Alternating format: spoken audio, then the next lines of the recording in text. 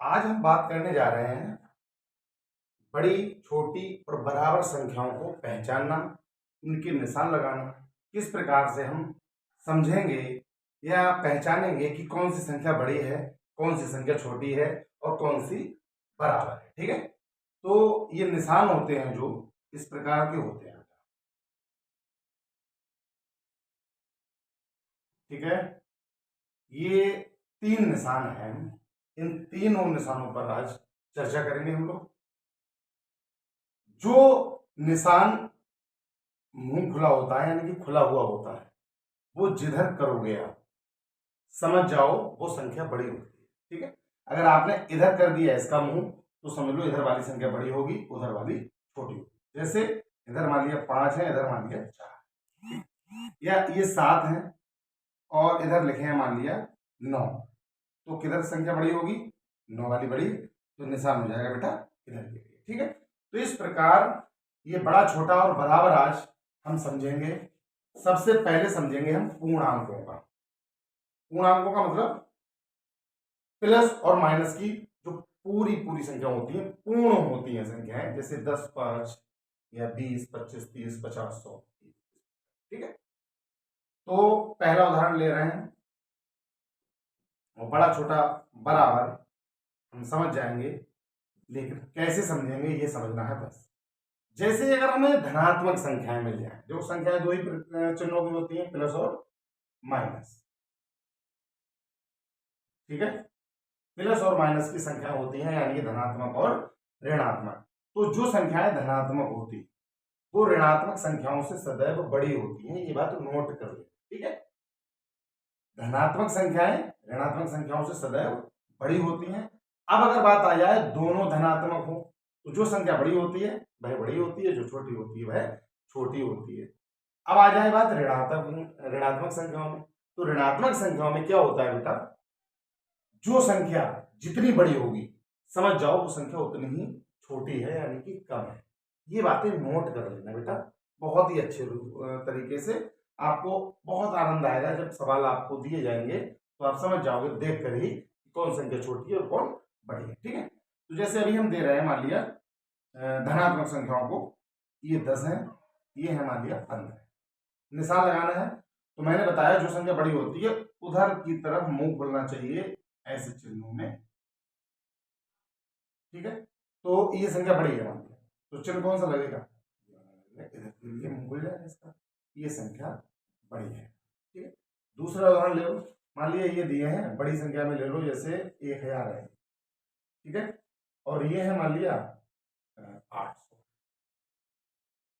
ठीक, तो ये 1000 है, ये 800 है। छोटे बच्चे नहीं समझ पा रहे हैं कि कौन संख्या बड़ी है कौन संख्या छोटी है, तो एक तरीका और भी है कि जिस संख्या में अधिक अंक होंगे, जैसे 1, 2, 3, 4 अंकों की संख्या हो गई और 1, 2, 3, 3 अंकों की संख्या, तो अधिक अंक वाली संख्या हमेशा बड़ी। ठीक है, और अगर आप अच्छे से समझना चाह रहे हैं और अच्छे से, तो इसे पढ़ के एक बार कर लो, इकाई, दहाई, सैकड़ा, हजार यानी कि 1000 है, इकाई, दहाई, सैकड़ा यानी कि ये 800 है। कैसे भी आप समझ सकते हो। अंकों, अगर अंक बड़े हैं वो तो बड़ी होगी होगी, जिसके अंक अधिक है वो तो बड़ी होगी होगी, लेकिन अगर बराबर अंकों वाली मिल जाए, जो उदाहरण में हम समझा रहे हैं आपको, तीसरा उदाहरण दे दिया, मान लिया ये है 7111 है। ठीक, और इधर दे दिए 8122, इसमें 4 अंक है, इसमें भी 4 अंक है। तो कैसे समझेंगे हम कौन संख्या बड़ी है? या छोटे बच्चे हैं वो नहीं समझ पाते हैं कि इनमें हम कैसे पढ़ें इन संख्याओं को, या कैसे समझें हम कि कौन सी बड़ी है कौन सी छोटी है। तो देखो, जिस संख्या में अंक अधिक हो वो संख्या अधिक होगी या बड़ी होगी जिन संख्याओं में अंक कम हो उससे। ठीक है, जैसे ये 4 अंक थे, ये 3 अंक थे, ये बड़ी है, क्लियर होगी बात। इसमें बराबर अंक है 1, 2, 3, 4, 1, 2, 3, 4। इसको कैसे पहचानेंगे? इसको एक बहुत ही अच्छा तरीका ये होता है कि शुरू से आप लेकर चलो संख्याओं को, क्योंकि आप 1 से 10 तक जानते ही होंगे, है ना, ये कौन बड़ी है कौन छोटी है। तो इनमें पहला अंक देख लो इनका, देखो ये 7 है और ये 8 है, तो ये बड़ी हो गई। आपको पूरी संख्या को पढ़ने की आवश्यकता भी नहीं है, समझने की भी आवश्यकता नहीं है। ये 8 है, ये 7 है, अब मान लीजिए ये 8 है, इधर भी 8 होते तो हम दूसरे अंक से पहचान लेते कौन संख्या बड़ी है कौन छोटी है। ये 1 है, ये 1 है, तो ये बराबर है अभी। लेकिन अगर बड़ी होती कोई भी इनमें से, इन दोनों को बराबर होने के बाद की बात हो रही है ये, ठीक है। तो अभी ये बराबर है, अगर ये बड़ी होती तो ये बड़ी हो जाती, ये बड़ी होती तो ये बड़ी हो जाती। अगर ये और ये अंक यानी पहले अंकों को बराबर अगर हमने लोगों ने देखा है तो दूसरा अंक भी बराबर है, दोनों के दूसरे अंक बराबर है, तो ये अभी भी बराबर है। तीसरा अंक पे जाएंगे अब हम, तीसरे अंक को देखेंगे, ये 1 है, ये 2 है, तो ये बड़ी हो गई। कब? जब ये दोनों अंक बराबर हो तब। तो स्टार्टिंग से लेकर चलो आप, पहला अंक जिसका बड़ा वो बड़ी, अगर बराबर है तो दूसरा अंक देख लो, बराबर फिर मिला तो तीसरा अंक देख लो, फिर देख लो अगला अंक, फिर देख लो अगला अंक। अगर आप लोगों को बराबर मिल रहे हैं सभी अंक तो वो संख्या बराबर होगी, बराबर का निशान ये है। और अगर जिस स्थान का अंक जिसका बड़ा होगा वो संख्या बड़ी हो जाएगी। सभी अंकों को आप अच्छे से इतना तो देख ही सकते हो, क्योंकि 1 से 10 तक गिनती है, मैं समझता हूँ सभी बच्चों को आती है, ठीक है। तो इसमें 8 है, ये 7 है, तो ये बड़ी हो गई संख्या, इसका आंसर ये, ठीक है।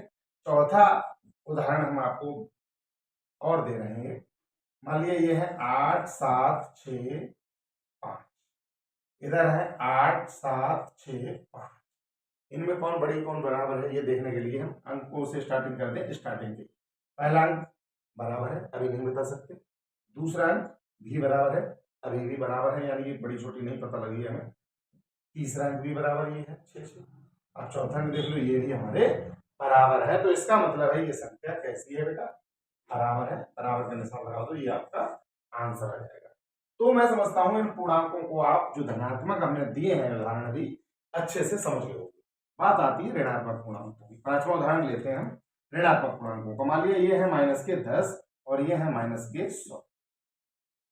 तो ऋणात्मक संख्याएं हमेशा जो बड़ी होती है, समझ जाओ, वो उतनी ही छोटी होती है बेटा। ये -10 है, ये -100 है, तो ये छोटे हैं -10, ठीक है। तो इधर इसका निशान लग जाएगा, बात हो जाएगी इसकी क्लियर। क्यों ऐसा क्यों होता है? ये 100 है, ये 10 है, माइनस का होता है। माइनस में क्या होता है बेटा, माइनस की संख्याएं बड़ी और छोटी क्यों होती हैं, जो अधिक होती हैं या जो कम होती हैं वो छोटी, मतलब बड़ी क्यों होती हैं, और जो अधिक होती हैं वो छोटी क्यों होती हैं, इसका एक उदाहरण हम और समझा रहे हैं आपको। जैसे हम पर किसी के 10 रुपए आ रहे हैं, किसी को देना है हमें 10 रुपए, दूसरे बंदे को देना है हमें 100 रुपए, हमें फायदा किसमें है, 10 रुपए देने में है ना, यानी कि ये बड़े हो जाएंगे। और घाटा किसमें है, ज्यादा है 100 में, तो घाटा वाला ज्यादा नहीं हो सकता ना, जिसमें घाटा है उसमें भैया घाटा है और जेब से देने पड़ रहे हैं हमें ज्यादा रुपए, तो इसका मतलब है यही सही है भैया हमारे, और जो सही है वो बड़े हैं, अधिक है, बात करें, ठीक है। अगला उदाहरण मान लिया, छठा ले लो, ये दिए हैं 999 और इधर दिए हैं मान लिया 888, और एक प्लस की संख्या एक माइनस की। तो मैंने एक बात बताई थी, नोट की होगी आपने, नहीं की हो तो दोबारा कर लो, प्लस की संख्या सदैव माइनस की संख्या से बड़ी रहती है, ये ध्यान, ठीक। तो ये प्लस के हैं, अगर ये यहाँ पर 0 भी होता तब भी ये बड़ा होता, क्योंकि प्लस की संख्या सदैव बड़ी होती है। तो इसके लिए क्या करेंगे, इधर के लिए निशान लगा देंगे, ये हमारा आंसर, ठीक है। तो ये हमारे धनात्मक और ऋणात्मक पूर्णांकों का छोटा बड़ा बराबर पहचानना हुआ। आगे बात करते हैं बट्टे वाली संख्या। बट्टे वाली संख्याओं को हम किस प्रकार से समझेंगे कि कौन बड़ा है कौन छोटा है। जैसे इधर लिखे हैं मान लिया 1/2 और इधर लिखे हैं मान लिया 2/3। इनमें अगर हम पहचानना हो कि बड़ी और छोटी कौन सी है तो हम कैसे पहचानेंगे, लासा ले लो इनका, इनका ले लेते हैं हम लासा। 2 और 3 अलग अलग संख्याएं, तो इनकी आपस में गुणा हो जाएगी, 2 3 6 आ जाएंगे, इनसे इन्हें भाग दे दो, जो बार लगते हैं ऊपर वालों से गुणा हो जाती है। बटे वाली संख्याओं का जोड़ घटा गुणा भाग समझाया है हमने, एक बार उसे देखना अच्छे से, आपको समझ में आ जाएगा कि बटे वाली संख्याओं को लासा लेकर ही जोड़ा घटाया जाता है उसमें, और यहाँ पहचाना भी जाता है लासा लेकर ही। तो 2 3 बार लगे, 3 की 1 से गुणा कर दो, 3 एकम 3, 3 दूनी 2 दूनी 4। यहाँ से आप पहचान सकते हो आसानी से कि कौन सी संख्या बड़ी है और कौन सी छोटी है। कैसे? क्योंकि लासा दोनों का बराबर है, यानी कि बटे में संख्या जो थी अलग अलग वो हमने समान कर ली। यहाँ से हम पहचान लेंगे कौन बड़ी है और कौन छोटी है। तो दोनों संख्याएं प्लस की है, तो प्लस की जो संख्या अधिक होती है वो अधिक होती है और छोटी होती है वो छोटी होती है। यानी 4 यहाँ पर अधिक है, यानी कि दूसरे नंबर वाली संख्या बड़ी होगी। यानी कि अगर इसको लिखना हो आपको इस प्रकार में, तो आप क्या काम करेंगे, इसे मिटा दो और ये निशान लगा देंगे, ठीक है। तो ये संख्या हमारी बड़ी है। दूसरा देख लो, एक उदाहरण और देख लो। 6 हो गए थे, ये 7वां है और ये है हमारा 8। ये है मान लिया 7/5 और इधर लिखेंगे मान लिया 9/4। इनके लिए भी वही प्रोसेस है, लासा दोनों के समान। एक बात हो, अगर हर दोनों के समान उन्होंने ही दे रखे हैं तो हम डायरेक्ट ऊपर संख्याओं को देखेंगे और पहचान लेंगे कि कौन बड़ी है और कौन छोटी। मान लिया यहाँ 5 है, यहाँ भी 5 हों, अगर यहाँ भी 5 हों तो हम ये 9 है ये 7 है, तो ऐसे ही बता सकते हैं, लासा लेने की भी आवश्यकता नहीं है। जो संख्या बड़ी होती है वो बड़ी होती है, जो छोटी होती है वो छोटी होती है धनात्मक संख्याओं में, ठीक है। लेकिन यहाँ पर थे कितने बेटा, 4, तो 4 और 5 का लासा आ जाएगा 5 और 20, 5 चौक 4 सत्ते 28, 4 पंजे 5 नेम 45, तो दूसरे वाले आए 45, पहले वाले हैं 28। इसका मतलब है कि यही संख्या बड़ी है जो हमने पहले बताई थी। यानी कि अगर यहाँ भी 5 होते, यहाँ भी 5 तो हैं, तो ये संख्या बड़ी थी, इसमें भी यही संख्या बड़ी है। क्यों? क्योंकि इसका मान 45 है, इसका मान 28 है, दोनों का लासा 20 है, ठीक है। तो इस प्रकार से हम बटे वाली संख्याओं को पहचान लेते हैं आसानी से, लासा ले लेंगे बस। लासा लेने का मतलब एक ही रहता है कि यानी कि हर दोनों के समान होना चाहिए। तो अंशों से हम पहचान लेंगे कि कौन सी संख्या बड़ी है कौन सी छोटी है। एक उदाहरण इसका और समझा रहे हैं हम नवा।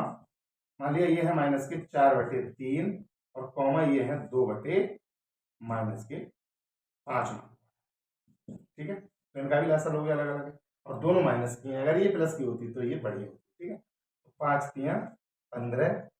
अब इन्हें इनसे भाग दे दो, जो बचते हैं उनसे भाग को ऊपर गुणा कर देते हैं, तो 3 पंजे 5 चौक 20, लेकिन काय के बेटा माइनस के, और 5 तियां 3 दूनी 6, लेकिन काय के बेटा माइनस के। तो इसमें ये माइनस के 20 है, ये माइनस के 6 है। मैंने बताया अभी कि जो संख्या सबसे छोटी होगी माइनस की वो बड़ी है समझ लो, जो बड़ी होगी वो छोटी।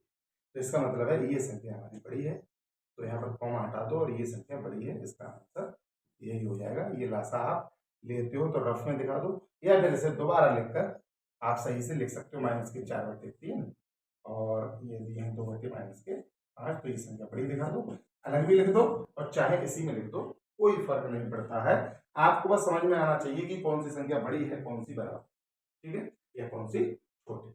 देखो धनात्मक संख्याओं को तो हम आसानी से पहचान लेते हैं, थोड़ी प्रॉब्लम आती है ऋणात्मक संख्याओं में। तो ऋणात्मक हमने बता दिया, जो जितनी बड़ी वो उतनी छोटी होगी, ये ध्यान रखना, ठीक है। बटे वाली संख्याओं में लासा ले लो, आसानी से बता दोगे आप कौन छोटी है और कौन सी बड़ी है। एक बात और बची दशमलव संख्याओं की, ठीक है। तो दशमलव संख्याओं की बात हम और क्लियर कर दें आप लोग।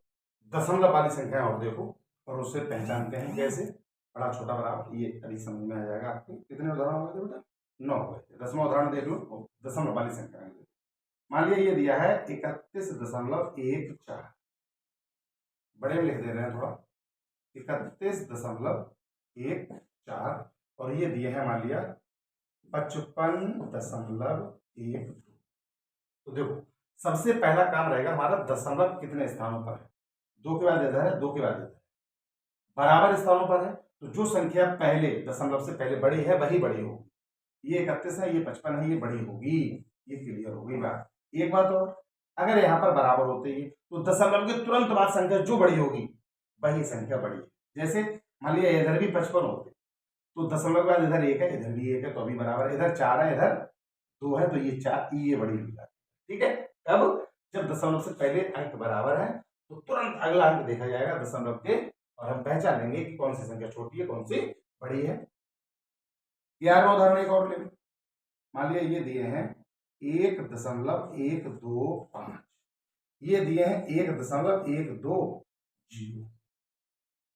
इसको पहचानना हो हमें, तो दशमलव से पहले एक इधर है एक इधर है, अभी कोई दिक्कत नहीं है, बराबर है। तुरंत अगला देखो, एक इधर है एक इधर है, अभी नहीं कह सकते हम कौन बड़ी है कौन छोटी है। अगला अंक देख लो, ये भी 2 है ये भी 2 है, ये भी बराबर है। अगला अंक देख लो, ये 5 है ये 0 है, तो ये संख्या हमारी बड़ी है। इस प्रकार से हम दशमलवों को भी समझ लेंगे कि कौन सी संख्या छोटी है कौन सी बड़ी है कौन सी बराबर। ठीक है, 12वां उदाहरण एक और ले लो। मान लिया ये है 90.12 और ये भी है 90.12, तो इसको कोई भी दिक्कत नहीं है बताने में, बराबर लगा दो आंसर। क्योंकि जब दोनों चीजें हर जगह बराबर हैं, दशमलव बराबर स्थानों पर लगा हुआ है, इधर भी बराबर उधर भी बराबर, तो अपने भी कर दो बराबर। ठीक है, तो आज के लिए बस इतना ही। आप लोगों ने छोटा बड़ा बराबर सीखा, अच्छे से समझना, पढ़ना, खूब पढ़ो लिखो, अच्छे बनो। ठीक है, आपका दिन शुभ, आपका दिन शुभ हो।